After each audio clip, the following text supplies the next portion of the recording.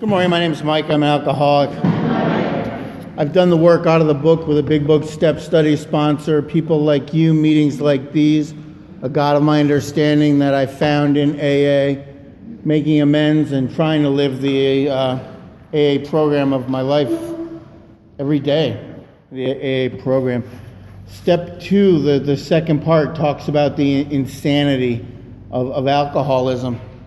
And you know, I was thinking back when I was at step 2, I certainly was completely insane and really had no idea about the meaning of the insanity that they talk about. You know, I think anybody that gets a snoot full of liquor is going to do some wacky things, whether you're an alcoholic or not. You know, you might get into arguments, fights that normally wouldn't happen. You might say or do things that you normally wouldn't do, and any number of things like that, you know, just that's how people are when they drink a lot more than they should.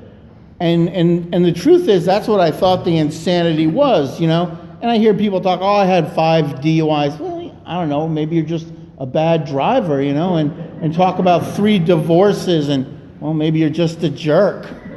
You know, I don't know. I do know that those things don't have anything to do with the insanity that they're talking about in this step. That insanity is a lot more subtle and a lot more insidious than rubber walls and hearing voices. And if you hear voices, I don't mean to poke fun at you. The voices have good ideas sometimes.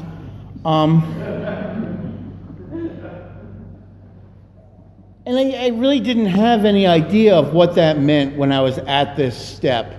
You know, I'd come into AA, certainly not at the top of my game. I don't know if anybody's, you know, on their A game when they get in here. Nobody walks in cheering, yay! But I knew by that time that there was a problem. And, you know, pretty early on, some months I'd gotten a sponsor who had done it this way. I had no idea at the time what that meant or entailed. And so, you know, we went over this. We read this chapter, you know, me on my own first and with him together. And it explained a lot of things to me. It explained a lot about why I was the way I was. Maybe that's not true. Why I acted the way I did. Why I reacted to alcohol the way I did. Because I didn't even know what it meant to be an alcoholic. Even being in AA, you know, I knew I had a problem drinking. But even being in AA and I'm identifying as an alcoholic, I really don't know what that means. You know? I can make a vague appreciation of it. Yeah, I drink too much and people get pissed at me. But that's really not what an alcoholic is. You know, and the truth is, in this book, these first 60-odd pages help me to find out, am I really an alcoholic and do I really need this program? Or am I the hard drinker or the moderate drinker who, if I get in a little bit of trouble, I might be able to stop on my own? And, you know, we read in the first readings in step 1 about the Dr. Silksworth's idea of an allergy, that my body is different, and that when I start drinking, I can't stop and I want more and more. And, you know, that was the truth for me. I had never stopped to think about it before, but that really was the truth for me. And it talks about how that can explain a great deal. Yeah, it can explain how I pace like a caged animal if I've had one drink and can't get to any more. It can explain how I set out to go have a couple. And I actually did that at times. You know, I might have somewhere to go. I might have given my word to somebody I'll be somewhere at a certain time. But I go into a bar with my friends and I have a drink and all of a sudden I'm glued to the seat. I can't move. I don't know why. And, you know, they all leave, and my commitment hasn't been met, and now it's like, I guess I'm never going to fulfill my commitment now. Give me another. And that's because I have that allergy. Once I start drinking, I can't stop. You know, I either run out of money or pass out or stumble away, but I don't make that conscious decision to stop. And, you know, in this chapter, they go beyond that and they look at the other aspect of me that makes me an alcoholic, and that's that mental obsession. And I had no idea what that is. The language in the reading's a little dated. Good thing that everybody's got a dictionary on their phone nowadays, because I didn't know what an obsession was and what obsessive thinking was.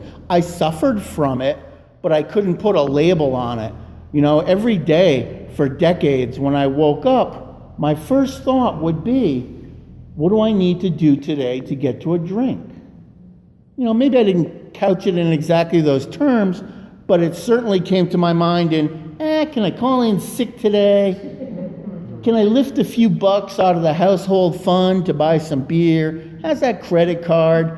And all day long I'd be thinking, I'll get out of here and grab some drinks on the way home, and everything will be okay. And no matter what would happen during the day, as long as I kept that in mind, then everything would be okay. And the truth was, it was all falling apart around me, and I had no idea. But as long as I could get those drinks, everything would be okay. And I always chuckle when I read in here, how many times people have said to us, I can take it or leave it alone. Why can't he? That fellow can't handle his liquor. I heard that a lot. I heard that an awful lot. They talk about the moderate drinkers who can stop. They can take it or leave it alone. I can't imagine that. I know people that can do that. I've heard of them. They exist. The truth is, most people are like that. The truth is, far and away, most people are like that. Most people don't have that difference of mind and body that I do. So they have a drink or two, and they start to feel it and go, whoa, hold up here. That's what I'm going for when I start to feel it. And that's when I say, keep them coming. But I don't know why. And I'm drinking. Or hard drinkers. I had a friend of mine. We grew up together, and we drank together and smoked bales of pot together. And for years, this guy could still manage to stop. And he was a hard drinker. This guy. And he would say to me, like, man, you're just insatiable. And that was a point of pride, as I just would pour another drink down my gullet and just make a complete mess of things and not knowing why, And then they talk about the real alcoholic, and I have that allergy and I have that obsession. Check, have a seat. You belong here. May start as a continuous hard drinker, may cross a line, I don't know. It doesn't really matter. I only know that when I got to where the end was near, so to speak, that I had those afflictions of mind and body were completely operative with me. That was, there was no question about that, even if I was unable to see it. It talks about incredibly dishonest and selfish. And I had gotten to that point. I had certainly gotten to that point where lying was second nature and selfish, what do I need to do for me was paramount, took precedence over every other thought or consideration, I might have. And, they talk about hundreds of experiences leading to that debacle, leading to that mess, leading to that chaos, leading to that confrontation. I've done that hundreds of times, over and over and over again, because of my drinking. Why can't I stop? And that's the big question. If by some reason, and it talks about, opinions vary considerably as to why. Again, it really doesn't matter why. If it's true for me, then it's true. I can sit and think about the why all I want. I don't know, blame genetics, blame my mom, I can blame whatever I want. The reason doesn't matter. It just is. It just is. And the question I have to say is, do I want to do something about it or not? Once a certain point is reached, little can be done for him. A little later on in this chapter, it talks about the guy who goes to see Dr. Jung, the psychiatrist. And that was a guy, Roland Hazard, who was actually pretty key in implementing the creation of AA in a way, I suppose. But the story reminds me so much of what Silkworth is talking about in the beginning. If you recall from that chapter, Silkworth talks about, the best thing we've got is this moral psychology. I think that was the phrase he uses, and it's going to be your only hope. He's talking to a guy who's stumbled in, and he goes, but it's probably not going to work.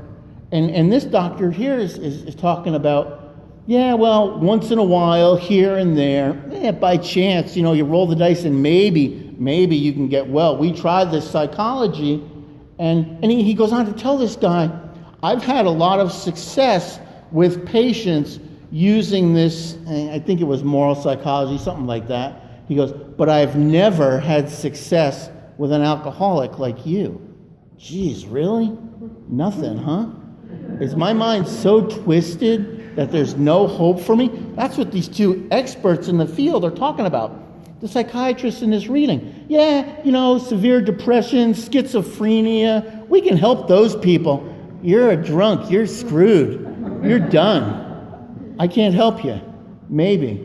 There's an old saying that I used to work in optics, and the German optical engineers were really fantastic craftsmen, and they said, they had a descriptive term for that kind of haphazard thing. The blind chicken finds the corn sometimes too.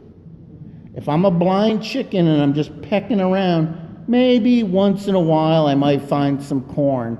And that's really how I was, pecking around all like a drunken chicken, pecking around. I know there's a problem, but I don't know what it is because I can't even see that I'm blind.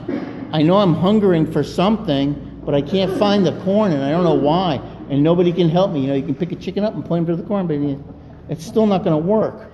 Once in a while, he may tell the truth. I love that sentence. That's hilarious. Once in a while, maybe. Optimistic. Why do I start? Why do I start? If I haven't had a drink, if by some chance I haven't had a drink in maybe a week, for some reason I have to stop for a week, I'm miserable, I'm insane, but I haven't had a drink for a week, my body is pretty well cleared out of any alcohol. Your mileage may vary. And the truth is, I don't have that craving that Dr. Silkworth was talking about.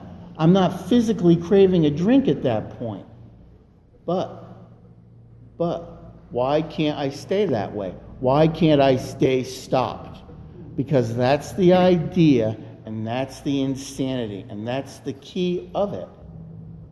Why can't I stay on the water wagon? Why do I drink again? If I came to an AA meeting and I say I have a problem with liquor, and they say, just don't drink. I'd throw a buck in the basket and I'd go on my way and I just wouldn't drink. That's not what happens with me. The crux of the problem, the key to the problem, the crux is the key element. And the key element of my problem is my brain is insane. Quite honestly, just like the second half of the step talks about. And that insanity isn't getting drunk and doing stupid stuff. I do that too. But the insanity is convincing myself that this time I can be okay. And I told this to myself a million different times, and I tried a million different things, and I tried to put the blame outside of me over and over again. Well, if I don't go drinking with Brian, I'll be okay, because that guy's just an animal, and, I get caught right up in it. I shouldn't drink, I shouldn't eat shellfish and then go drink, because I get violently sick. 20 drinks and you're violently sick. It has nothing to do with shellfish. I got sick on screwdrivers once badly, and I couldn't drink orange juice for a year, but vodka was still okay. That's the truth. And that's the insanity. That's the insanity. Orange juice, something wholesome and good for you, my body was repulsed by, but the alcohol was okay. That's insane. Once this malady has a real hold, they're a baffled lot. I had no idea. I didn't know why. And you know what? When you're at step 2, that's okay if you don't know why. If you're in here this morning and you're in early sobriety, maybe you're struggling, maybe you haven't started this work yet, maybe you're thinking about it, and maybe those thoughts just pound at your head, that's all right. That's where you're supposed to be. When I was doing these steps and in this program of recovery early on, I was a mess. I was a complete mess. And if you're there now, that's all right. Because like it talks about, there is a solution. And that's really probably the most tremendous line of this chapter, for me anyway. There is a solution. Even though the world-renowned doctors at the local jitter joint, a nationally prominent rehab, the ad care of the time, even though he can't help me, and even though this tremendous psychiatrist who can fix everybody else can't do much for me, there is a solution. That's huge. Okay, I'm going to have to do some stuff, and I don't want to do that. Leveling my pride, confession of shortcomings. Yeah, God bless you.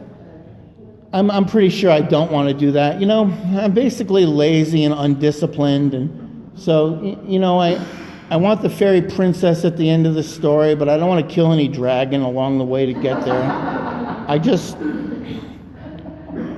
if you're as seriously alcoholic as these guys are, they go on to say, and I was, when I took an honest look, I was as seriously alcoholic as they were. There's no middle-of-the-road solution. What does that mean? Well, for me, that means I'm either in or I'm out. I can't be like, well, maybe I'll try once in a while to drink. Yeah, maybe I'll go to AA for a few weeks and then I'll be able to have one. Yeah, maybe a spin at Towns Hospital will be okay. And then when the weather gets warm again, I'll start drinking again. I can't pick those middle-of-the-road solutions. I need to get some help, quite honestly. And, the truth is, I didn't wake up one morning and decide that on my own. Certainly not. Because I really don't even think there's a problem. I was walking up the steps to the very first AA meeting I went to prove that I didn't have a problem. And I heard the truth in there that night. And I heard people talk about how they used to think like I did and drink like I did and act the way I did. And that was stark. I thought I was the only one that had those kind of thoughts. But the truth is, I was in a whole room full of people that thought that way. And more importantly, they said they had a solution. And they didn't do those things anymore. And that the solution could be obtained by anyone with really minimal effort. That appealed to me, minimal effort. I had passed into that region they talk about. There's no help through human aid. It didn't matter who said what to me. I wasn't listening. It didn't matter whether it was myself. I mean, who hasn't woken up hungover in the morning, I'll never do that again, and mean it. And then, the day wears on, you have a smoke, maybe a shower, get something to eat. Doesn't look like such a bad idea to have one just to take the edge off, right? And there I go again. I put it in my body and I've started that cycle again and again and again.